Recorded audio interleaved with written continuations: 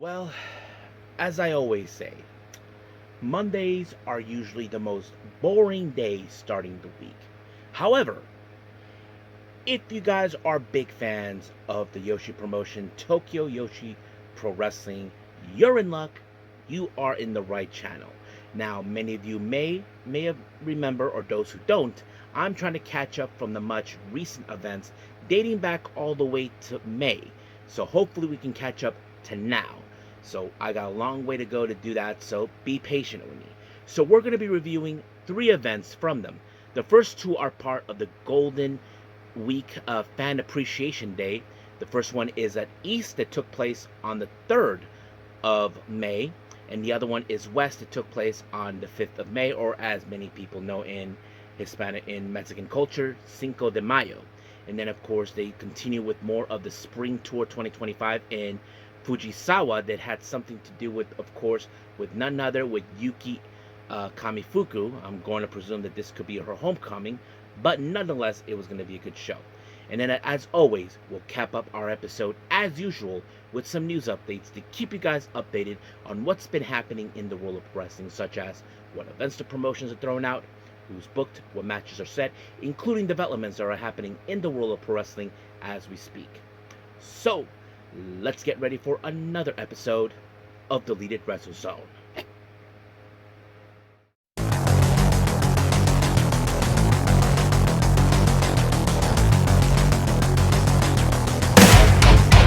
Are you ready? Get up, get up!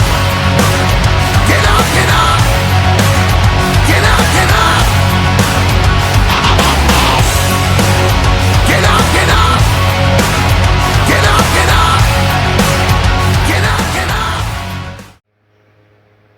Hey everyone, welcome to Deleted Wrestle Zone, all things that is pro wrestling with AEW, NXT, New Japan Pro Wrestling, TNA, the National Wrestling Alliance, various promotions, wrestlers, matches, and championships. I am your host, J-Rod here. So, if you are new to the channel, welcome. This is a channel we do a lot of pro wrestling reviews from various promotions, not only here in the United States, but also in Japan, Mexico, Canada, Europe, the UK, anywhere where pro wrestling is not as big, but it continues to grow. We also, of course, do discussion videos, talk about various topics such as the wrestlers themselves, the promotions, factions, storylines, whatever we want to talk about. We also, of course, do more news updates. If certain information was unable to be on this episode, we can either put it on the next one or on a separate video by itself. We also, of course, do real-timing news updates to keep you guys on alert if something has happened in the world of wrestling that needs to be addressed ASAP. We also, of course, got the Unagi Sayaka Watch and various other cool wrestling content as well. So if you like what you see, please subscribe to us or click on that subscribe button. You'll be getting a lot of daily reviews and other cool wrestling content as well. But if you like this episode, please give us a like on the like button or nice comments in the description down below. Now, enough with the jibber jabbers.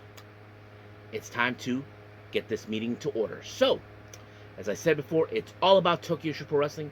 So let's begin with our first review of part of the Golden Week Fan Appreciation Day at East that took place on the 3rd of May.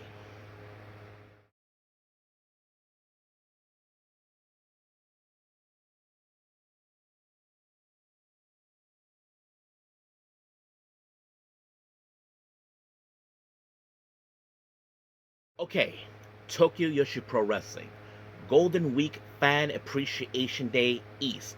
Now, this took place on the 3rd of May at the, hold on, if I can put it out, the Katsukabe Furia Cube. I don't know where the hell that is, but yes, that's the name of the venue. So, as usual, we have Sayuri Namba. Of course, this is prior before she graduated from Tokyo Joshi Pro Wrestling. Does the opening, the greetings and the info of the entire event. And then, of course, we jump in with the performance with the Up Up Girls, as usual. Now, our very first match features, of course, Chika Nanase teaming up with Yoshiko Hasegawa, taking on Uda Takami and Miyu Watanabe. Now, of course, many people would think in this match Miyu Watanabe is the favorite to win due to the fact of her popularity and all that. It's possible. But you got to remember, we got Yoshiko Hasegawa, as you all know. She is officially retired, as we probably hear brought about now. But nonetheless, this is one of those moments where will she pick up the victory before she retires? That's probably the good question. Now, Chika Nanaze and Uda Takami, they are more the least experienced. So one of these two most likely will will be the downfall of them. But however, in the end, it was Yoshiko onto Uda who applied a stretch muffler, and just like that, Uda Takami had no choice but to tap out. Our next match, we have Ivy Steele, Kira Summer, and Wakana Uehara taking on Shino Suzuki, Moka Miyamoto, and Yuki Arai. So basically, nothing too special on that. However, of course, Ivy Steele most likely will be the one who will be losing this match due to the fact of her least experience. But nonetheless, she does have a bit of a powerhouse. But unfortunately, it was, of course, Ivy who ended up taking the fall when Yuki Arai applied a sharpshooter, and just like that, Ivy Steele had no choice but to tap out, giving Yuki Arai and her team the victory. Now, our next match, we have Haru Kazushiro teaming up with Yuki Aino. They take on Toga and Rita Tatsumi. Now, of course, the stronger individuals you probably would know is Yuki Aino and Rika Tatsumi. I mean, Rika Tatsumi, as you know, she is a fantastic wrestler, not to mention that she has a way of being a little dirty when she has to be. But Yuki Aino is in my own personal opinion, she is one of those wrestlers who I believe should make her way to the top. I mean, she needs to win singles gold. That's something that I think many of us are hoping for. And that's exactly what she's trying to do when she applied the Venus DDT on Toga. And just like that, 1, 2, 3, it was done.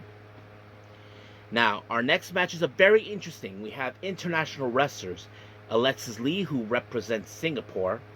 Matchet represents Thailand. And then, of course, Noor Diana represents, of course, Malaysia. She is the first female wrestler to wear a hijab. They're like, how do I say, an international team taking on Arisu Endo, Pam Harajuku, and Mizuki. Now, of course, factors of this match is Mizuki. As you probably can guess, she is in this match, the Princess of Princess champion. So most likely the international champions could pick up a win on that, and that on pinning Mizuki. But unfortunately that did not happen because it was what's her name, a back neck breaker onto Palm, thanks to Noor Diana, that picked up the win for her and her teammates. So it was a very impressive maneuver, so that gave her the opportunity to pick up the win. Now, our next match, we have Haruna Neko, Mahiro Kiru, and Yuna Manaze. They take on Raku, Hyper Misao, and Shoko Nakajima. Now, of course, Raku is the current all Asian women's champion, and Hyper Misawa and Shoko Nakajima are the current tag team champions. So you probably can guess how that will roll up. But unfortunately, it was Hyper Misawa that picked up the win on Haruna Neko, and just like that, 1, 2, 3. However, during the post-match, they were all visited by Alexis Lee, Matchet, and of course, Noor Diana. It seems now that Alexis Lee and Matchet staked their claims on the tag belt, and as for Noor Diana, she targeted Raku, who is the current setup all Asian women's champion. So basically, that's going to be on the next, I believe it will be happening on the next time, but we'll see what happens from there. Now, our next match, this is a championship of the two. This is the VPW Women's Championship. Now, for those who don't know what VPW stands for, it stands for Vietnamese Pro Wrestling. So basically, this is a promotion based out of Vietnam. And of course, the only Vietnam wrestler we know who is popular, many of you know her, she's a local Californian girl. Viva Van faces against Yuki Kamifuku. Now, she won this belt in Vietnam, in case people may not remember. So this is a perfect opportunity for Viva Van to stake her claim that this is her belt. And that's exactly what she did when she applied amazing pinfall onto her. And just like that, 1, 2, 3, she is our brand new VPW Women's Champion. Now, our main event is for the International Princess Championship. Imawari faces against Zazumi. I have to say, Zazumi, I have seen her grown up a lot. She has really stepped up her game in this one. Imari has done the same thing, but unfortunately, it was cut short when Suzumi applied the ring a bell, and just like that, 1, 2, 3, it was over. However, after this match, apparently the next challenger, as you know, I mentioned her name recently, Yoshiko Hasegawa, has issued the challenge, and this is her way of trying to do something prior before her graduation. So we'll see what happens until then. But right now, let's move on to the next Tokyo Joshi Pro Wrestling, which is part of the Golden Week Fan Appreciation. Let's do the West.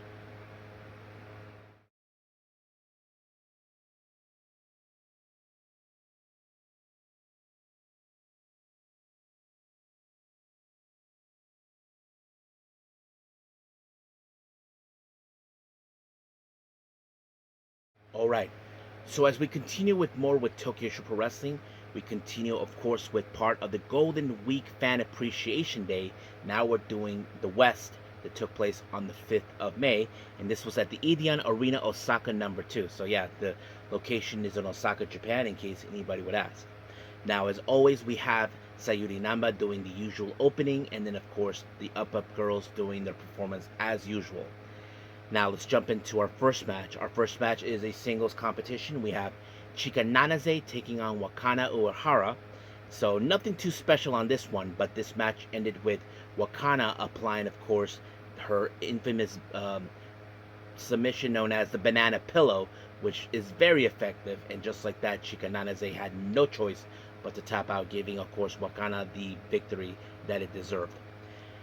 Next match, we have Ivy Steele, Kira Summer. They team up with Moka Miyamoto. They take on Toga, Haruna Neko, and Mahira Kiru. So you probably can guess how this is going to turn out. I mean, of course, Mahiro is a very apologetic person when she's about to do something very drastic, and she apologized to opponents. Well, I'm sure she apologized for putting, what's her name, Kira in a spine buster, and just like that, 1, 2, 3, it was over.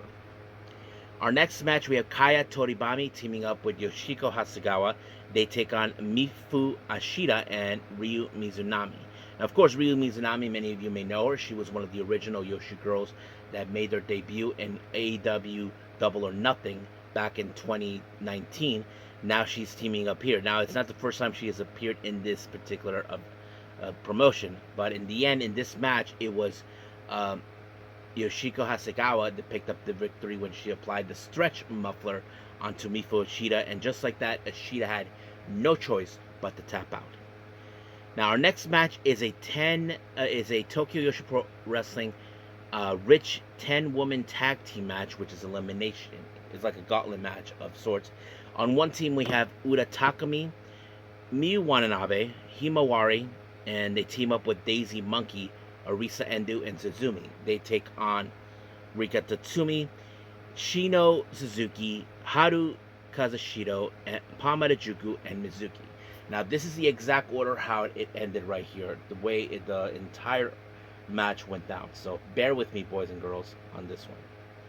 Now, Rika Tatsumi picked up the win when she defeated Uda Takumi in a pinfall, and then she faced against Suzumi. However, this match ended in a 5-minute time limit draw, so they had to continue with a 1-count rule. Now, for those who don't know, it's no longer a 3-count. It's now 1. Once you get the 1 count, it's over. And of course, in the end, it was Rika Tatsumi who picked up that win on the 1 count after 1 minute and 6 seconds. So that kind of went out. Then, of course, we have Arisa Endo who pinned Rika Tatsumi, and she was out. And then, of course, we have Pamada Juku who picked up the win herself. And then after that, Imawari took out Pamada Juku, which was embarrassing. And then, of course, she faced Haru Kazushito, but that match ended in a 5-minute time limit draw. Then we jump into the to the 1-count rule, but it was Haru Kazushito that picked up the win after 56 seconds. And just like that, she won that. And then, of course, Miyu Watanabe defeated Haru Kazushito, and then after that it was Shino Suzuki, and then finally it ended with her versus Mizuki, and then it jumped into the 5-minute time limit draw, and then later jumped into the 1-minute count rule between both Mizuki and Miyu Watanabe. Well, it was Mizuki that picked up the win, and just like that, it was completely over. Now, our next match, this is one of 3 championship matches that took place. We have, well, not, this is 2 actually. We have the Set Up All Asian Women's title. Noor Diana, as you know, she staked her claim in 2 days ago on the 3rd of May for the East show. Staked her claim again this one. Now, for those who are not familiarized with Noor Diana, she is a wrestler based in Malaysia, and she's the first ever woman who wears a hijab in her matches. And she's been well recognized, and of course, she is really wants to join the WWE prospect. We haven't heard anything if they had any intentions of having her, but she did a pretty good job. But unfortunately, this match ended with Raku applying Dr. Yellow, and just like that, 1, 2, 3, she retained the championship. Now, our next match is a 3-way, which I like to call the Battle of the Yukis. Now, for those people who don't know what I'm referring to, we have Yuki Arai versus Yuki Aino versus Yuki Kamifuku.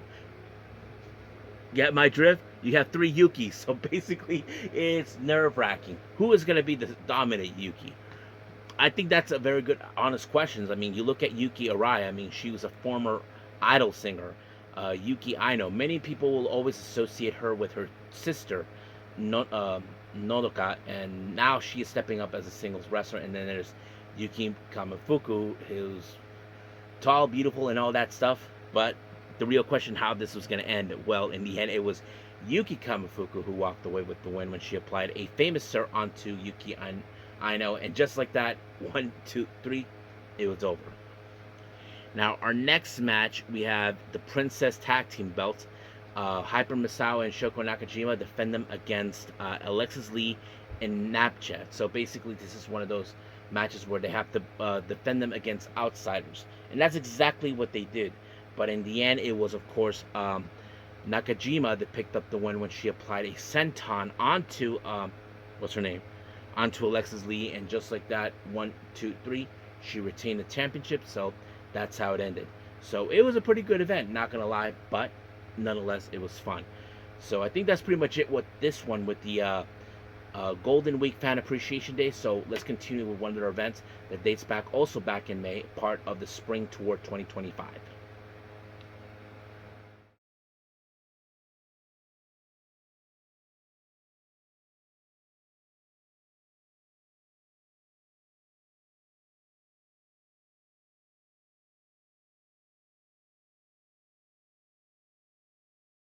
Final review part of our Tokyo Joshi Pro Wrestling review here. We are continuing with more of the Spring Tour 2025 in Fujisawa. It took place on the 11th of May, and this was at the Shondai Cultural Center. So, yeah. As usual, we have Sayuri Namba doing the opening, and then, of course, Yuki Kamifuku showed up there, getting some sort of recognition. I'm going to presume that this is her hometown. I'm going to presume, and I'm going to believe maybe politicians were there, I'm not sure, but yeah. And then, of course, we jump in with the Up girls, as usual, with their usual performance. Now, we jump into our first match. We have, of course, Kira Summer. This time she teams up with Haru Kazushiro, taking on Mifu Ashida and Miu Watanabe. So, of course, some factors you can tell on this one. I mean, Miu Watanabe, many people know that she is probably the fan favorite in this match. Many of you know that. So basically, she was going to pick up the win. That's exactly what she did. She applied like a maneuver, like she's trying to push the gut onto, what's her name? Onto Kira Summer, and Kira had no choice but to tap, giving the win to Miu Watanabe and her tag partner, Mifu Ashida, and just like that, it was over. Now, our next match is a 3-way match. We have Ivy Steele versus Arisu Endo versus Rika Tatsumi. Now, of course, most likely Ivy Steele could take the fall on this one, but however, in the end, it's up to Arisa Endo and Rika Tatsumi. Now, it seems that Arisa Endo near the end was about to pick up the win, but Rika Tatsumi prevented it until Rika Tatsumi applied a twist of fate onto Ivy Steele, and then just like that, 1, 2, 3, walked away with the win.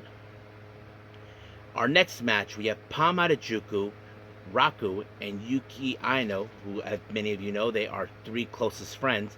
They take on Chika Nanaze, Haruna Neko, and Suzumi. So many of you may think of it, okay, there is the possibility that someone will pin Suzumi since she is the current International Princess Champion. Well, most likely that could happen.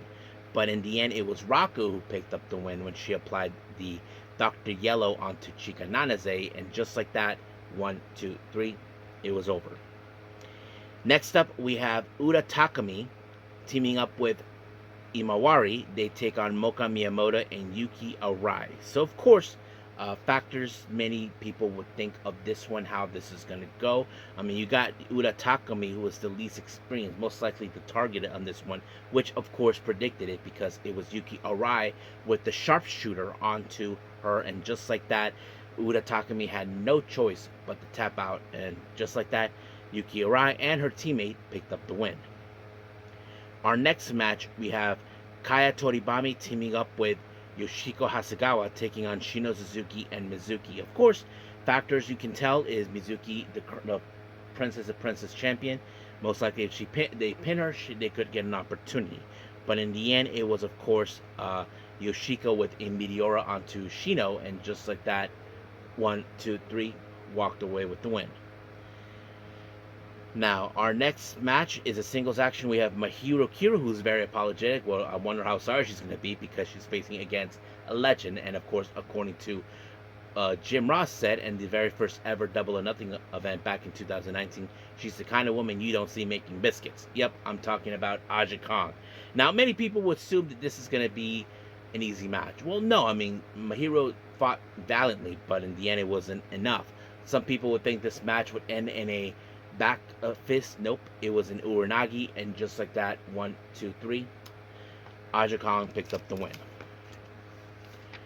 Now, our main event, we have Maki Ito teaming up with Toga. They take on Uber Eats, consistent of Wakana Uehara and Yuki Kamifuku. So most likely this match was going to go to Yuki Kamifuku, since I'm going to presume this is her hometown, and that's exactly what happened. I mean, we have seen her and Wakana Uehara, an excellent tag team, and I would love to see those two become tag team champions. And I don't think she's ever won those belts yet, but I would love to see that. But in the end, it was, of course, Yuki Kamifuku with a famous sir onto Toga, and just like that, 1, 2, 3, it was over. So it was a pretty good event, I'm not gonna lie, but that's pretty much it. Now, I will continue with more of Tokyo Joshi Pro Wrestling's events at another time, but as of right now, we are done with our reviews. Let's move on, of course, with some news updates.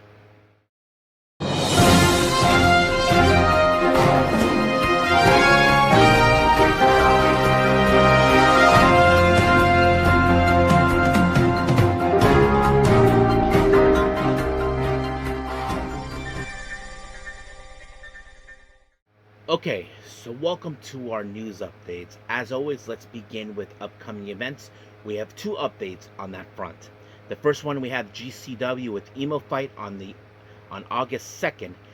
They announced Elena Black, who many of you may know her as Cora Jade. She takes on Brooke Havoc. And then, of course, we have 2 matches that have been announced for the Jersey Championship Wrestling, or JCW, High Noon. That will take place on the 3rd of August. 2 matches have been announced. We have Mara Sera, formerly known as Jakara Jackson. She takes on Lena Cross. And then, of course, we have a championship match on that one. The JCW World Championship will be defended. Masha Sanchez defends her belt against Marcus Mathers. Now, on to, of course, some developments. Many of you may know, I mentioned her name just now. Mara Sera, or formerly known as Jakara Jackson, has just released a brand new entrance theme where you can hear her rapping. So that's pretty much what she's been doing now since she was released from WWE. So it's interesting to hear that she has worked on her own entrance, which is really great. Now, another retirement has been announced, not this time from the Yoshis. It's coming from someone many of you may know. Tiger Mask has announced that he'll be retiring from active competition on July 2026, which is kind of interesting now because we're seeing some of these veterans are calling it over right there. So yeah. Now, interesting developments. As you know, we are hearing about the upcoming Evolution, which is an all-female event from WWE, and this is what it was revealed by Dave Meltzer. WWE Evolution 2025 is reported moved from its original planned date, July 5th to July 13th due to WWE wanting competing for WWE All in Texas in case they move to July 13th. So basically, we all know this is a very strategic move from WWE. They're trying to outdo the AEW, trying to ensure that no fans follow their event. So this is I have to say, it's a petty move. They're not giving them time to, of course, to have the show. If I was AEW, I would probably figure out a way to maybe move it another day or something. I don't know, but yeah, that's pretty much what will be happening. More information's coming up about Nigel Mcguiness, about what he says, that he is more valuable in the commentary with AEW than he was as a backstage producer, and this is what it was revealed. While he can recall giving advice to stars such as Grayson Waller in WWE when he was part of NXT, Mcguiness noted that the role as producer is a very difficult job, and between preparing for commentary as well having the possibility to wrestle again, he doesn't think he have time for it. So yeah. So I mean, we know he wrestled again. We have seen him recently, but it's great to see him. But I have to say that if he feels more comfortable doing commentary, then go for it. I mean, if you don't feel comfortable being a backstage producer, then that's fine. I mean, everybody has a prerogative what they want to do in their careers, especially in the wrestling business. But I give Nigel Mcguiness credit that he feels more comfortable doing commentary. Some people say, why didn't I commentary in wrestling? Well, I mean, I would do it if someone wants me to do it. I mean, if it was local here in San Diego, I would do it too. But so far, I haven't heard nothing about that. But who knows? We'll see. But as of right now, I think we're officially done with our news updates. Let's call it a day. Well, I hope everybody enjoys this episode. Coming up, we have NXT. So as you know, we are on the road to, of course, the Great American Bash and Evolution. So a lot of things could happen before then. But we will see what happens. Now, if there's any other events I'm planning to review, I'm not sure. Now, I'm behind on several events, most specifically with Joshi Wrestling. I'm thinking about doing the much recent shows from Pro Wrestling Noah with the Monday Magic, and of course their big show they had, Wrestle Magic, involving that, but that's going to be another time. So we'll see what happens. I'm going to catch up from what I can do. But if there's anything else, I'll let you guys know at another time. But as of right now, I will see you guys in the next DWZ time. Same DWZ channel. I must bid all of you adieu. So, goodbye. And have a nice day.